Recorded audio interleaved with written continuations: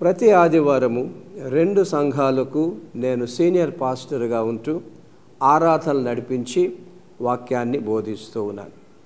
మా మొదటి ఆరాధన హైదరాబాద్ విజయనగర్ కాలనీలో న్యూ లైఫ్ కమ్యూనిటీ చర్చ్లో ఉదయము 8 గంటలకు ఆరాధన. మా రెండవ ఆరాధన హైదరాబాద్ అత్తాపూర్లో ట్రినిటీ కమ్యూనిటీ చర్చ్లో ఉదయము 10:30 గంటలకు. చక్కని సంఘాలు, వాక్యానుసారమైన ఆరాధన, అంతేకాకుండా స్పష్టమైన దేవుని వాక్యం. ఇక్కడ ఒక తేడా మీరు గమనించాలి ప్రియులారా. ఏ వాక్యం వినాలి? యేసుప్రభు ఏమన్నారు?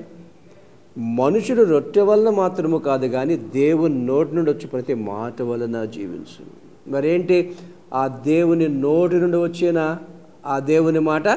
ఆఫ్ కోర్స్ పాత నిబంధన అంత. కానీ యేసు క్రీస్తు ద్వారా దేవుని తుది మాట 4 సువార్తలు.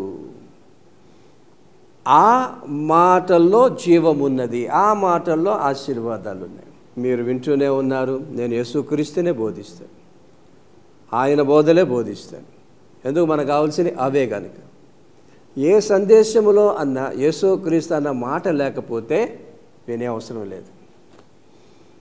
ఈ 2 సంఘాల్లో యేసుక్రీస్తుని గురించి బోధిస్తున్నాను, అద్భుతముగా అనుసరిస్తున్నారు, దీవెనలు పొందుతున్నారు వాక్యానుసారముగా. అంతేకాకుండా శక్తివంతమైన స్తుతి ఆరాధన, ప్రత్యేక ప్రార్థనలు ప్రభువు వల్ల ఉంటాయి ప్రియులరా.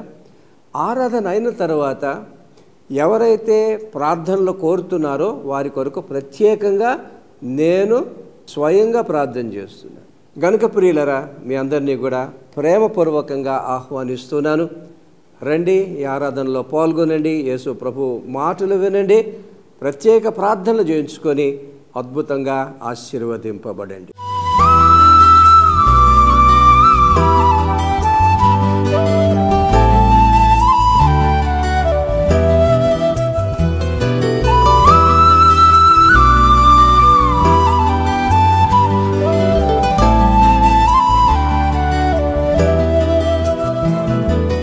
రండి, పాల్గొనండి, దైవాశీస్సులు పొందండి. 17వ న్యూ లైఫ్ పాస్టర్స్ కాన్ఫరెన్స్, మాసలామణి conference centre, Tejasvi Nagar, Attapur, Hyderabad. April 23 నుండి 26, 2024. అంశం: రక్షింపబడిన వారిలో పరిశుద్ధాత్మ పరిచర్యలు. ప్రబోధకులు reverend doctor A B Joseph Kishore గారు మరియు ఇతర దైవ సేవకులు. వెంటనే రిజిస్టర్ చేయుటకు ఈ నంబర్ సంప్రదించండి: 9848866454. రిజిస్టర్ చేసిన వారికి మాత్రమే అనుమతి ఇవ్వబడును.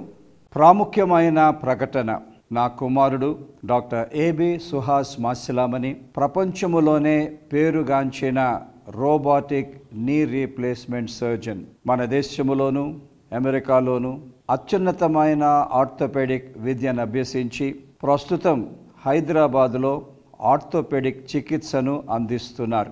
మీకు కానీ మీకు తెలిసిన వారికి కానీ నీ రీప్లేస్మెంట్ సర్జరీ లేక ఇతర ఆర్థోపెడిక్ చికిత్స అవసరమైతే వెంటనే ఈ నంబరులు సంప్రదించండి: 9100760257, 7989390074. అంశము: మన శిలువ మార్గములో దూరత్వం. ప్రస్తుతములో మనం లెంటన్ సీజన్లో ఉన్నాం. 40 రోజులు యేసు ప్రభు శ్రమల దినాలను ధ్యానిస్తున్నాం. ఆ ధ్యానించడంలో యేసు ప్రభు శిలువను ధ్యానిస్తూ ఉన్నాం. చూడండి, మత్తయి సువార్తతో: మరియు ఆయన అందరితో ఇట్లనెను, ఎవడైనను నన్ను వెంబడింపగోరిన యెడల తన్ను తాను ఉపేక్షించుకొని ప్రతిదినము తన శిలువను ఎత్తుకొని నన్ను వెంబడింపవలెను. రక్షణ పొందిన వారు తమ్ము తాము ఉపేక్షించుకొని యేసు ప్రభు వారికి అప్పగించిన శిలువను ప్రతిదినము శిలువను ఎత్తుకొని నడవాలండి బాబు. అయితే ఈ సందేశంలో యేసు ప్రభు పేతురుకు అప్పగించిన తన శిలువను ఎలా వెంబడించాడో చూద్దాం. పేతురు తన శిలువను దూరము నుండి వెంబడించాను. మత్తయి సువార్త 26, 58వ వచనం, పేతురు ప్రధాన యాజకుని ఇంట ముంగిట వరకు ఆయనను దూరము నుండి వెంబడించి లోపలికి పోయి దీని అంతమేమవునో చూడవలనని బంట్రోతో కూడా కూర్చుండెను. ఎంత ఘోరమైన సంగతి! పేతురు తన సిలువను ఎత్తుకొని ఆ సిలువకు సన్నిహితమై ఆ సిలువలో ఉన్నవన్నీ నెరవేర్చడానికి యేసు ప్రభు పిలిస్తే ఏం చేస్తున్నాడని తన సిలువను ఎత్తుకునే బదులు దాన్ని వదిలిపెట్టి దూరం నుండి వెంబడిస్తున్నాడు. అయితే ఇక్కడ ఒక మాట నన్ను చాలా ఆశ్చర్యపరిచింది. పేతురుకు తనకు అప్పగించిన సిలువను వదిలేసి దానికి దూరంగా ఉండి గ్రహించకుండా యేసు ప్రభు సిలువనకు ఏమవుతాదో చూద్దామని అక్కడికి వచ్చాడు. ఆ యేసు ప్రభు సిలువ అంతమేంటో నేను చూశాడు. యేసు ప్రభు తన సిలువను 100కి 100 ఎత్తుకున్నారు, నెరవేర్చారు. దైవ సంకల్పాలన్నీ నెరవేర్చారు. అద్భుతమైన రక్షణ ఆశీర్వాదాలు విడుదల చేశారు. యేసు ప్రభు తన సిలువను విజయవంతంగా ముగించారండి మోయుటలో.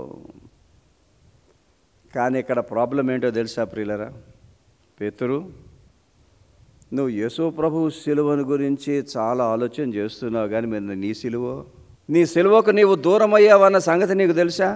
దీనంతా మేమవునో యేసు ప్రభు సిలువ చూడాలని అన్నావు నువ్వు, కానీ నీ సిలువకేమైందో నువ్వు గ్రహిస్తున్నావా? నీ సిలువను వదిలేయలేదా? దూరం నుండి వెంబడించడం లేదా? పేతురే కానీ తన సిలువను దూరం నుండి వెంబడించి, అంటే దాన్ని విసర్జించి చివరిదాకా కొనసాగితే ఏమయ్యేదో తెలుసా? యూదా ఇస్కరియోతుకు పట్టిన గతి పేతురుకు పట్టేది. యూదా ఇస్కరియోతు ఏం చేశాడంటే తన సిలువను విసర్జించాడు. సిలువకు ఎప్పుడు దగ్గర కాదా? కానీ ప్రియులరా, పేతురు గొప్ప పని చేశాడండి. ఆ పని యూదా ఇస్కరియోతు చేయలేకపోయాడు. పేతురు ఆ గొప్ప పని చేశాడు కనుక బ్రతికిపోయాడు. రాను రాను అపోస్తల కార్యాల్లో మళ్ళా సిలువ ఎత్తుకొని నడిచాడు. పేతురు ఏం చేసి మళ్ళా సిలువ మార్గంలోనికి వచ్చాడో మీకు నేను చూపిస్తాను. కానీ ఈరోజు ఒకటే ఒక ప్రశ్న, ప్రపంచంలో ఎంతమందికి తెలుసు యేసు ప్రభు వారికంటూ ఒక సిలువను అప్పగించారని? ఈనాడు సేవకులు, పాస్టర్లు యేసు ప్రభు విశ్వాసులకు అప్పగించిన సిలువ గురించి ఎంతమంది బోధిస్తున్నారు? రక్షణలకు వచ్చిన తర్వాత ఎవరైనా సరే వారి సిలువను వారు ఎత్తుకొనకపోతే వారు ఎక్కడ పరలోకానికి వెళ్ళడంలే. అక్కడ కింద ఒక మాట అంటారు, ఎవడైతే తన ప్రాణాన్ని రక్షించుకొనగోరునో వాడు దాన్ని పోగొట్టుకుంటాడు. వారికి నేను అప్పగించిన సిలువను వదిలేసి, కానీ ఎవరైతే నా కొరకు తన ప్రాణాన్ని పోగొట్టుకుంటారో, నేను అప్పగించిన సిలువను పట్టుకొని వారి జీవితకాలం అంతా జీవిస్తారో, వారు వారి ప్రాణాన్ని దక్కించుకుంటారు. నేను 3 విషయాలు చెప్తాను, ఎప్పటిలాగా రాసుకోండి. నంబర్ 1, పేతురు తన సిలువ శ్రమలకు దూరమయ్యాడు. యేసు ప్రభు సిలువ శ్రమలు కాదు, తన సిలువ శ్రమలకు దూరమయ్యాడు. 58వ వచనం, పేతురు ప్రధాన యాజకుని ఇంటి ముంగిట వరకు ఆయన దూరము నుండి వెంబడించి లోపలికి పోయి. అంత దూరము నుండి వెంబడించే అవసరం ఏమొచ్చిందండి? దగ్గర నుండి వెంబడిస్తే పేతురు తన సిలువ ద్వారా వచ్చే శ్రమలు అనుభవించవలసి వస్తుంది. దూరం నుండి వెంబడిస్తే సిలువ శ్రమలు ఎగ్గొట్టచ్చు. అలాగే ఎగ్గొట్టాడు. యేసు ప్రభు సిలువలో మరణించేంత వరకు కూడా పేతురు యేసు ప్రభు తనకు అప్పగించిన సిలువ శ్రమలను ఎగ్గొట్టాడు. ఆ సిలువ శ్రమలకు చాలా దూరంగా జీవించాడు. అదెంత ప్రాముఖ్యమండి. పేతురు, నా సిలువ శ్రమలు నేను భరిస్తూ ఉంటే, నువ్వు నాతో వస్తే, నీ సిలువ శ్రమలను భరిస్తే, సిలువ మార్గంలో నువ్వు వెళుతూ ఉంటే నాకు నువ్వు ఎంత బలం ఇచ్చేవాడివి, ఎంత ఆదరించేవాడివి, ఎంత ప్రోత్సహించేవాడివి. ఈ సిలువ శ్రమల్లో నేను వెళుతూ ఉంటే నాకంటూ ఒకరున్నారు అని పక్కన నన్ను చూస్తే నాకు ఎంత ధైర్యం వచ్చేది. పేతురు, అంత ఎగ్గొట్టి పారిపోయావు కదా. ఏం చేసావయ్యా? నీ సిలువను ఎగ్గొట్టి నువ్వు దూరం నుండి వెంబడిస్తావా? యేసు ప్రభు సిలువలో మరణించి పునరుద్ధానం చెందిన తర్వాత కూడా దూరం అయ్యాడండి బాబు. పునరుద్ధానం అయిన తర్వాత నువ్వు నీ సిలువని ఎత్తుకొని నేను చెప్పిన పని చేయరా బాబు అని అంటే, ఇతను లీడర్ కదా, ఈయనేగా తక్కిన శిష్యులందరినీ తీసుకొని చేపలు పడ్డానికి వెళ్ళిపోయాడు. అప్పుడు యేసుప్రభు నిలదీస్తారండి, పేతురు ఏంటయ్యా నీ సంగతి, నువ్వు నన్ను ప్రేమిస్తున్నావా? ఎస్ ఎస్ అన్నాడు. కరెక్ట్గా చెప్పు, ఎస్సా నువ్వా? ఎస్ ఎస్ అన్నాడు. యేసు ప్రభు ఏ ప్రేమతో ప్రేమించమన్నారు? అగాపే. ఈయన ఏం జవాబిస్తున్నాడు? ఫిలాస్. అగాపే అంటే ప్రాణం పెడతాను, ఫిలాస్ అంటే ఇష్టం వస్తే చేస్తాను లేకపోతే మానేస్తాను. చివరికి యేసు ప్రభువుతో అన్నాడు, యేసయ్యా నువ్వు చెప్పినట్టే నేను అగాపే ప్రేమతోనే నిన్ను ప్రేమిస్తాను. అప్పుడు అంటారు, నా గొర్రెలను మేపము, నా గొర్రెలను కాయము, నీ సిలువెత్తుకోము. ఇంకా పెంతెకోస్తు అయిపోయిన తర్వాత ఎన్ని శ్రమలు అనుభవించి చివరికి ప్రియులరా, పేతురు యేసు ప్రభువు కోసము ఎంత శ్రమ పడ్డాడో తెలుసా? హతసాక్షిగా మరణించాడు. యోహాను సువార్త 21లో ఉందండి, చదువుతున్నాను 18. యేసు నా గొర్రెలను మేపుము, నీవు యవనస్తుడవై ఉండినప్పుడు నీ అంతటా నీవే నడుము కట్టుకొని నీకు ఇష్టమైన చోటికి వెళ్ళుచుంటివి. నీవు ముసలవాడవైనప్పుడు నీ చేతులు నీవు చాచెదవు, వేరొకడు నీ నడుము కట్టి నీకు ఇష్టము కాని చోటికి నిన్ను మోసుకొని పోవునని నీతో నిశ్చయముగా చెప్పుచున్నాను. అతడు ఎట్టి మరణం వలన దేవుణ్ణి మహిమపరచునో దాన్ని సూచించి ఆయన ఈ మాట చెప్పాను. నువ్వు ముసలోడు అయిపోతావు, ఒకరోజు నీ చేతులు చాపేస్తావు, బంధించేస్తారు, నీకు ఇష్టం లేని చోటికి తీసుకెళ్తారు, నిన్ను హతసాక్షిగా చంపడానికి వెళ్ళిపోతావు. నేను నీకు అప్పగించిన సిలువ కొరకు చివరికి నీ ప్రాణాన్ని అర్పిస్తావు హతసాక్షిగా. అర్పించాడండి. రక్షణ జీవితంలో ప్రభువు మనకంటూ ఒక సిలువ అప్పగించారండి. ఆ సిలువ ద్వారా వచ్చే శ్రమలకు మనం ఎప్పుడూ దూరం కాకూడదు. ఆ సిలువ ద్వారా వచ్చే శ్రమలను ఎంతదైనా కూడా జీవితకాలం అంతా భరించవలసిందే. ఒక మాట చెప్పాలంటే, సిలువ శ్రమలను అనుభవించేవారే సిలువను మోయగలుగుతారు. సిలువ ఏం సుఖం కాదు, పడుకొని కలలు అనేది అసలే కాదు. అందులో శ్రమ ఉన్నది, అందులో ఉపేక్ష ఉన్నది, అందులో బాధ ఉన్నది, అందులో దుఃఖం ఉన్నది, అందులో నొప్పి ఉన్నది, వేదన ఉన్నది, ఆవేదన ఉన్నది. ప్రభు మనకు అప్పగించిన సిలువలో వచ్చే శ్రమలను ఎవరన్నా ఉల్లంఘిస్తే వారు సిలువను కూడా ఉల్లంఘిస్తున్నారండి. మరి ఏంటి ప్రియులారా, యేసు ప్రభు మీకు నాకు అప్పగించిన సిలువ? ఎన్నో ఉన్నాయి కానీ ఒకటి చెప్తాను, పరిచర్య. ఈ మినిస్ట్రీ విశాలముగా ఉన్నది, విస్తారముగా ఉన్నది, కానీ ఒక మినిస్ట్రీ గురించే మాట్లాడదాం. అదే మన సిలువ. ఏంటో తెలుసా? స్థానిక సంఘములో జరిగే పరిచర్యే మన సిలువ, మీ సిలువ. ఈనాడు ఏ సంఘమైనా సరే 100కి ఎంతమంది సంఘములో పరిచర్యలో చేతులు కలుపుతున్నారు? ఎంతమంది షికారులో తిరుగుతున్నారు? ప్రపంచమంతటా నన్ను అడిగితే 98%. ఆదివారం వచ్చి గుడికి వెళ్ళడమే గ్రేట్, కానీ ఆదివారం గుడిలో జరిగే పరిచర్యలో చేతులు కలుపుతున్నారా? ఏమి నేర్చుకుంటున్నాం? ఎవరమైనా సరే, చిన్నవారైనా పెద్దవారైనా, నా జీవితకాలం అంతా స్థానిక సంఘములో పరిచర్యలో నేను చేతులు కలుపుతా. దానికి నా టైం ఇస్తా, నా తలాంతులు ఇస్తా, నా డబ్బు ఇస్తా, నా దశమ భాగం ఇస్తా. అంతేకాదు, స్థానిక సంఘములో సేవ జరుగుటకు నేను ఎంత శ్రమ పడాలో అంత శ్రమ పడతా. అది సిలువ శ్రమ అన్నమాట. శ్రమ లేకుండా ఎవరు పరిచర్య చేయలేరండి. ఆదివారం ఆరాధనకు రావడం ఎంతమందికి ఇబ్బందో. ఇంట్లో సుఖపడదామా, ఆలయానికి వచ్చి కొంచెం కష్టపడదామా? సండే స్కూల్లో పరిచర్య చేయాలి, కొంతమందే చేస్తున్నారు, తక్కినవారు షికారుకు తిరుగుతున్నారు. యూత్ ఫెలోషిప్ ఉంది, మెన్స్ ఫెలోషిప్ ఉంది, విమెన్స్ ఫెలోషిప్ ఉంది, క్వైర్ ఉన్నది, ప్రార్థనలు జరుగుతున్నాయి. ఎంతమంది అండి? వారి సిలువ వారికి తెలియదు కనుక షికారులో ఉన్నారు, వారి కొరకే బ్రతుకుతారు. ఎంత భయంకరమైన పరిస్థితి అండి. ఎప్పుడూ కూడా ప్రియులరా, ఒక మాట చెప్తున్నాను వినండి. ఏ సంఘమైనా సరే ఈ రోజుల్లో ఏమవుతుందంటే, సంఘములో ఎవరో ఒక మాట అని నన్ను శ్రమ పెట్టారు, అంతే, నేను గుడికి రాను. సంఘములో అవమానాలు వస్తాయి, అనరాని మాటలు అంటారు, హృదయాన్ని గాయపరుస్తారు, కించపరుస్తారు. Whatever they say, just ignore. నువ్వు అన్న మాటను బట్టి నా సిలువను నేను వదులుకోనా? నీ మీద కక్ష తీర్చుకుంటానేమో కానీ ఇక్కడ నా కొంప మునుగుతుందన్న సంగతి ఎంతమంది గ్రహిస్తున్నారండి? ఇంకోటి, పరిచర్యలు ఎప్పుడూ శ్రమ ఉందన్న సంగతి మర్చిపోకండి. త్యాగాలు ఉంటాయి, అందులో సమయాన్ని వెచ్చించాలి, కష్టపడాలి. పరిచర్యలో శ్రమ పడితేనే ఆ శ్రమ ద్వారా ఫలితాలు వస్తాయి. పరిచర్యలో ఎవరు శ్రమ పడడం లేదంటే వినండి ఈ మాట, ఎవరో పొందవలసిన ఆశీర్వాదాన్ని మీరు దొంగిలిస్తున్నారు. మనమైనా, మన పిల్లలైనా, మనవలైనా, మనవరాళ్ళైనా మన పనులు మనం చేసుకుంటూ ప్రభు పరిచర్యలో చేతులు కలిపితే వారిని, వారి కుటుంబాలను యేసు ప్రభు ఈ భూలోకములోనే సమృద్ధిగా దీవించారు. మార్కు సువార్త 10:29 ఉంటుంది, నా నిమిత్తము, సువార్త నిమిత్తం ఎవడన్నా శ్రమ పడితే.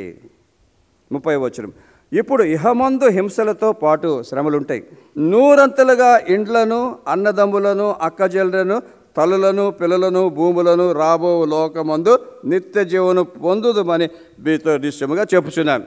నంబర్ 2, పేతురు తన సిలువ సమరానికి దూరం అయ్యాడు. పేతురు ప్రధాన యాజకుని ఇంటి ముంగిట వరకు ఆయన దూరం నుండి వెంబడించి లోపలికి పోయి దీని అంతమేమవునో చూడవలమని బంట్రోల్తో కూడా కూర్చుండేను. యేసుప్రభు ఏమన్నారు? పేతురు, నీకు నేను సిలువ ఇస్తున్నాను, దానికి ఒక పోరాటం ఉంటుంది. నేను సిలువ వెళ్ళేంత వరకు నీ సిలువ పోరాటం నువ్వు పోరాడు, నా సిలువ పోరాటం నేను పోరాడు. కానీ పేతురు గారు ఏం చేశారండి? తన సిలువ పోరాటాన్ని విరమించుకొని ఆ సిలువ పోరాటానికి దూరం అయిపోయినారు. బంట్రౌతులతో కూడా కూర్చుండేను. ఎందుకు బంట్రౌలతో కూర్చోవలసి వచ్చింది? సిలువ సమరాన్ని ఎగ్గొట్టడానికి. ఎగ్గొట్టడమే కాదండి, అక్కడ ఒక భయంకరమైన కుట్ర. పాపం పేతురు ఆలోచన చేసాడో లేదో నాకు తెలియదు, కానీ నాకు మాత్రం కనిపించింది. పేతురు, నీ సిలువ పోరాటంలో నువ్వు ముందుకు వెళ్ళి నా సిలువ పోరాటంలో నాకు మద్దతు ఇవ్వమని యేసుప్రభు అంటే, ఎవరైతే సిలువ వేస్తున్నారో వారి మధ్యలో చేరాడు పేతురు. ఆ సోల్జర్స్ మధ్యలో కూర్చున్నాడు. రివర్స్ అయిపోలే. సిలువ పోరాటంలో నాతో ఉండమంటే నాకు ఎగెన్స్ట్గా పోరాడుతున్న బంట్రోతుల పోరాటంలో చేతులు కలుపుతావా? ఎక్కడన్నా కూర్చోవచ్చు కదా నాయన, అక్కడ ఎందుకు కూర్చున్నావు? ప్రభువుకి ఎంత బాధేసేసిందో. ఇంకా కొన్ని గంటల్లో ఎవరైతే నన్ను సిలువైనా ఉన్నారో పేతురు, వారి పోరాటంతో చేతులు కలుపుతావా నువ్వు? నీ పోరాటాన్ని వదిలేసి, నా పోరాటాన్ని వదిలేసి, ప్రభువు గుండె పగిలిపోయాడు దాన్ని. కానీ ప్రియులరా, ఆ స్థితిలో పేతురు యేసు ప్రభువుకు ఏం చేస్తున్నాడో యేసు ప్రభు ఒక మాట అన్నారండి. మత్తయి 12వ అధ్యాయంలో 30వ వచనంలో, ఇది మనందరికీ వర్తిస్తుంది. నా పక్షమున నుండని వాడు నాకు విరోధి.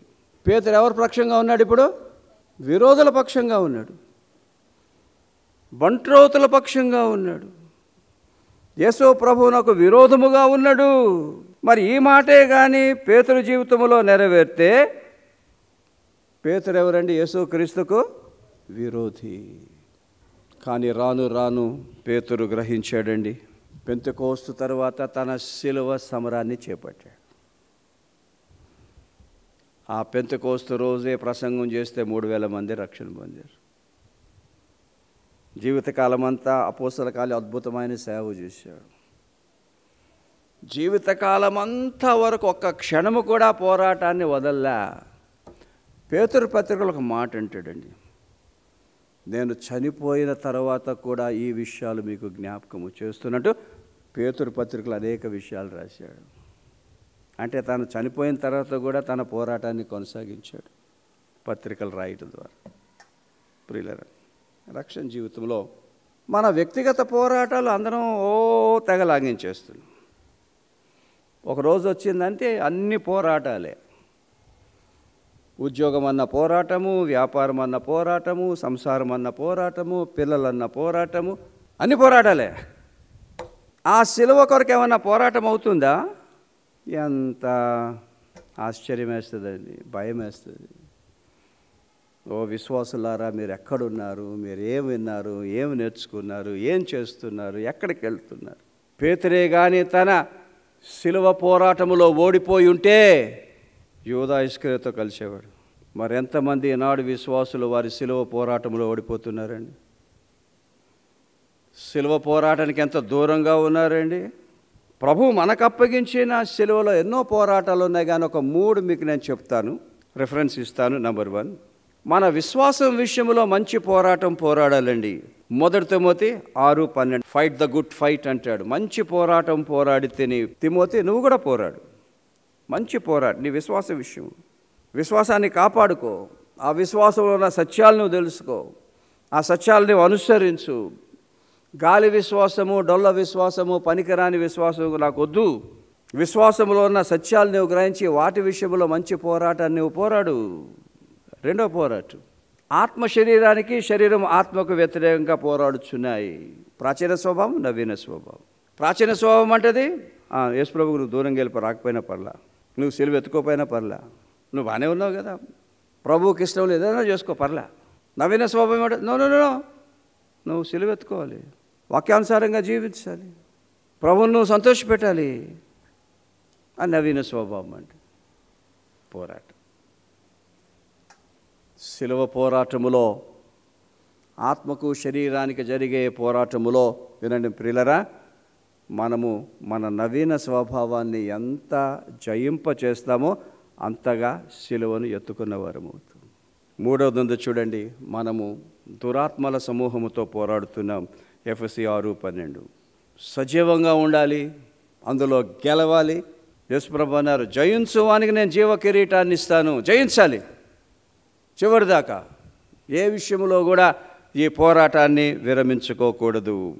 నంబర్ 3, పేతురు తన శిలువ బాధ్యతలకు దూరమయ్యాడండి. మత్తయి 26:72 అతడు ఒట్టు పెట్టుకొని నేనుండలేదు, ఆ మనుష్యునే నెరుగనని మరల చెప్పాను. 3 సార్లు పేతురుని అడిగారు, నువ్వు యేసుప్రభుకు సంబంధించినోడు కదా, యేసుప్రభుతో తిరగడం మేము చూసాం, ఆయనకి నాకు సంబంధమే లేదు అని ఎంత భయంకరమైన పాపం చేశాడో తెలుసా? ఆయనను నేను ఎరుగను, ఐ డోంట్ నో హిమ్. బా పేతురు, నీవేమన్నావో నీకు తెలుసా? ఎంత భయంకరమైన మాట అన్నావో నీకు తెలుసా? నువ్వు ఎక్కడన్నా సరే నన్ను ఎరుగను అని నువ్వంటే నేను కూడా నిన్ను ఎరుగను అంటే దేవదూతలతో వచ్చినప్పుడు. ఈనాడు రహస్య క్రైస్తవులు ఉన్నారంటండి, లోపలేమో ప్రభువుని నమ్ముకుంటున్నారు, బయటికి మాత్రం ఆయన ఒప్పుకోరు. మనుషులు ఎదుట నీవు నన్ను ఒప్పుకోకపోతే దేవదూతలతో వచ్చినప్పుడు నేను కూడా నేను ఒప్పుకోను. యేసు ప్రభువును ఎరుగుట అనగా పశ్చాత్తాపంతో రక్షకునిగా ప్రభువుగా స్వీకరించి బాప్తిస్మము తీసుకొని నేను క్రైస్తవుడును అని లోకానికి చెప్పడమే సాక్ష్యం. పేతురే కానీ ఆ స్థితిలో చనిపోయి ఉంటేనండి పాపం భ్రష్టుడైపోయాడు. ముందుగానే పసిగట్టారు యేసు ప్రభు, పేతురు సైతాన్ని విశ్వాన్ని చల్లించేస్తాడ్రా బాబు, కానీ నీ కొరకు నేను ప్రార్థన చేస్తాను. యేసు ప్రభు ప్రార్థన చేసినందుకు బ్రతికిపోయాడండి. ఎందుకు యేసు ప్రభువును తిరస్కరించాడో తెలుసా? బొంకాడో తెలుసా? తన శిలువ బాధ్యతలను ఉల్లంఘించడానికి. ఎప్పుడైతే నేను ఆయనకి చెందని వాడిని కానంటే వదిలేస్తారు, కానీ నేను యేసు ప్రభువునకు చెందిన వాడిని అంటూ వారికి చెప్పుంటే ఆ శిలువలో ఉన్న బాధ్యతలు చేపట్టేవాడు. కానీ రాను రాను శిలువ బాధ్యతలు అద్భుతముగా పేతురు వహించాడండి. పెంతెకోస్తు తర్వాత ఆదిమ అపోస్తుల్లో ఒక అద్భుతమైన అపోస్తులుగా పేరు పొందాడండి. మన దాకా వద్దాం ప్రియులరా. ప్రభువు మనకు అప్పగించిన శిలువలో కూడా మనము చేయవలసిన కొన్ని బాధ్యతలు ఉన్నాయి. ఎవడైనాను నన్ను వెంబడింపగోనియాల తన శిలువని ఎత్తుకొని నన్ను వెంబడించాలండి. ఉత్తన కర్రశిలువ వేసుకొని తిరగమంటున్నారా ఏంటి? ఆ శిలువలో మీకంటూ కొన్ని బాధ్యతలు ఉన్నాయి. ఆ శిలువలో ఈ మాట వినండి, మీకంటూ ఒక శిష్యరికం ఉన్నది. There is discipleship in your cross. ఈ రోజుల్లో శిష్యరికాన్ని గురించి ఎవడు బోధిస్తున్నాడు? పేతురు శిలువలో ఏ బాధ్యతలు ఉన్నాయో మీకు నేను చూపిస్తాను, అవి మన బాధ్యతలు. పెంతెకోస్తు తర్వాత పేతురు తన శిలువ బాధ్యతలు ప్రియులరా కొన్ని విషయాలు ఎత్తుకున్నాడు. నంబర్ 1, యేసుక్రీస్తు రాజ్య సువార్త ప్రకటించాడు. అది మన సిలువలో ప్రభు మనకిచ్చిన బాధ్యత కూడా. మన సిలువలో యేసు ప్రభు రాజ్య సువార్త ప్రకటించాలి. ఉత్త సువార్త కాదు, రాజ్య సువార్త. అది అద్భుతమైన అంశం. పేతురు తన సిలువలో, వినండి ప్రియులారా, స్వస్థత కార్యాలు చేశాడు. ప్రభు మనకు అప్పగించిన సిలువలో స్వస్థత కార్యాలు చేయడం మన సిలువ. ఇది కేవలం శారీరక సిలువ మాత్రమే కాదు, శారీరకం, మానసికం, ఆధ్యాత్మికం. ఇవి ప్రార్థనల ద్వారా చేయాలి, వాద్యం ద్వారా కూడా చేయించాలి కూడా. అది మన సిలువ. పేతురు తన సిలువ బాధ్యత ఇంకోటి, రక్షణ పొందిన వారిని బహుగా హెచ్చరించాడు. నిజంగా మన సిలువ మనం ఎత్తుకోవాలంటే ఎవరైనా ఇంట్లో తప్పు చేస్తే హెచ్చరించాలి, సంఘములో తప్పు చేస్తే ప్రేమతో హెచ్చరించాలి, మళ్ళా ప్రభు మార్గంలో తీసుకొని రావాలి. అది మన సిలువ. ఇంకోటి, పేతురు తన సిలువలో మరొక బాధ్యత దేవుని వాక్యాన్ని అందించుట, యేసు ప్రభు ఆజ్ఞలు బోధించుట. అందుకే అద్భుతముగా అపోస్తల కార్యాల్లో పేతురు దేవుని వాక్యాన్ని బోధించి, ఇంకా దేవుడు తనకు బయలుపరిచిన ఉన్నతమైన ప్రత్యక్షీకరణ వాక్కును పత్రికల్లో రాసిపెట్టాడు. అవన్నీ ఉన్నాయి కనుక ఇప్పుడు మనకు హెచ్చరికగా ఉన్నాయి. పేతురు తన సిలువ బాధ్యతలు ఇంకోటి చేశాడు, విశ్వాసులను ఎత్తబడే సంఘములో ఉండడానికి సిద్ధపరిచాడు. ఇవన్నీ కూడా పేతురు తన సిలువ బాధ్యతలు నెరవేర్చుట. సంఘంలో ఒకరిద్దరు కాదండి, అందరూ చేయవలసిన పని ఇది. నీ పని నువ్వు చేసుకో, కానీ ప్రభు పని కూడా చేయడానికి కదా పిలువబడ్డావు. నువ్వు చేస్తున్నావా? But find out the secrets. చివరిలో చెప్తానన్నాను కదా, ఎందుకు చేసినందుకు పేతురు బ్రతికిపోయాడు. 26:75 వచనం. కోడి కొయ్యక మునుపు నీవు నన్ను ఎరుగనని ముమ్మారు చెప్పేదనవని యేసు అతనితో అనిన మాట పేతురు జ్ఞాపకము తెచ్చుకొని వెలుపలకు పోయి సంతాపపడి ఏడ్చెను. పేతురు తన సిలువకు ఎంత దూరమయ్యాడో గ్రహించి పశ్చాత్తాపడి ఏడ్చి గుండె బాదుకొని, యేసయ్యా నీకు నేను ఎంత అన్యాయం చేశాను, నన్ను క్షమించయ్యా, నన్ను క్షమించు నైనా, ఇక మీదట ఎప్పుడూ కూడా నీవు నాకు ఇచ్చిన సిలువకు నేను దూరం కాను అంటూ రోదనతో ప్రార్థన చేశాడు గనుక క్షమింపబడ్డాడు.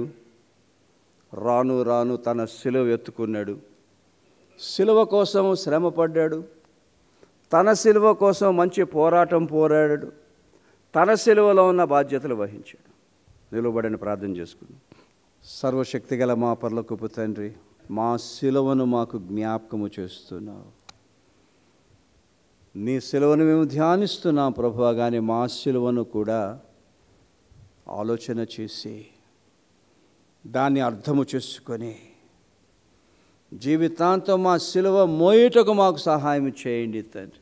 ఈ వాక్యం మా వెనుకడిలో నూతనగా ఫలింపచేయమని ఈ ప్రార్థన మా ప్రభు అయిన యేసు క్రీస్తు పేరట అడుగుతున్నాము తండ్రి, ఆమేన్. మా నాన్నగారు ప్రసంగ చక్రవర్తి మాసిలామణి గారు ప్రారంభించిన కాపరి అన్న మాసపత్రిక నేటికి కూడా కొనసాగుతూ ఉన్నది.